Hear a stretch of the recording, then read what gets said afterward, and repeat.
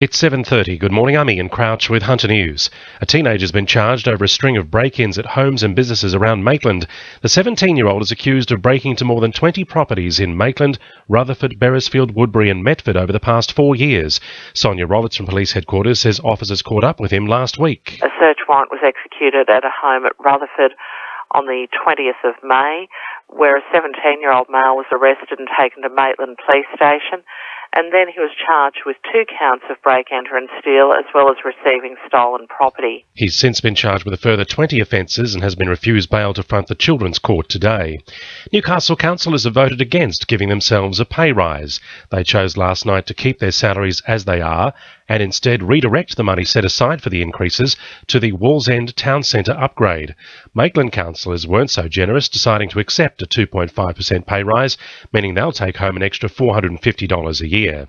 Submissions closed this Friday on the proposed setting of landholder compensation benchmarks for Hunter residents affected by coal seam gas mining. Compensation for landowners is currently being reviewed by the Independent Pricing and Regulatory Tribunal to ensure it's on par with the rest of Australian standards. Chairman Peter Boxall says compensation ensures no one is disadvantaged. If there is gas drilling and or production on somebody's land, then there is disruption and there are costs. And compensation is to, in effect, put this right and make the landholder no worse off.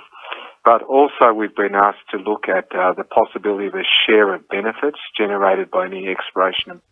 However, Graham Gibson from the Hunter Valley Protection Alliance says compensation now might not cover future problems. We know that some wells fail, that well integrity is not yet sound, and it might be 10 years, it might be 20 years, it might be more. When a well that has been decommissioned fails and might affect the property by poisoning soil or poisoning water or diminishing water supply. The merits of 3 University of Newcastle research projects have been seen by the Cancer Council. The charity has backed Professor Zhu Dong Zhang's work determining specific proteins aiding melanoma cell survival and bowel cancer treatment, as well as Dr. Nicole Verrill's breast cancer treatment forecasting, awarding more than $1 million between the two.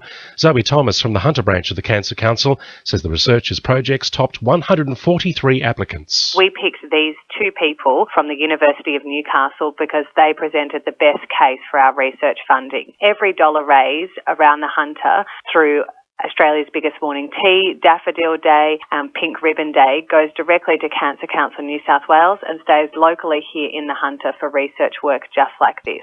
And the Anglican Church has sold its iconic Bishopscourt property at the Hill. It's believed to have been bought by a Newcastle businessman for about $5 million, well above expectations. The church was forced to sell it, claiming the sprawling property in Brown Street cost too much to maintain. Sport for our sponsor, newcastlecheapestcars.com.au. The Newcastle Jets post-season purge has begun as the FFA brings down the axe on long-embattled coach Phil Stubbins. The governing bodies wasted no time kickstarting the selection process, with plans to secure a replacement well ahead of pre-season training next month. It follows the club's worst season on record, stealing just 3 wins from 27 games to hand Newcastle the wooden spoon. The Knights are preparing to mark another milestone weekend ahead of Sunday's showdown against the Warriors, as second rower Chris Houston celebrates his 150th game for the side. Adam Clydesdale, Joseph Tapine and Jeremy Smith are all flagged to return from injury, while Tyler Randall rejoins the bench. Skipper Kurt Gidley has been named in the halves, but doctors warn they'll be keeping watch for post-concussion symptoms before clearing him to play. And doubt continues to loom over the fate of Knights star Beau Scott on the back of tonight's Origin game, following news he'll be required to pass a medical before joining the Red and Blue in Auckland on Sunday. That's Sport, I'm Belinda Delas Harris. 2 in your RFM News Time, 26 to 8.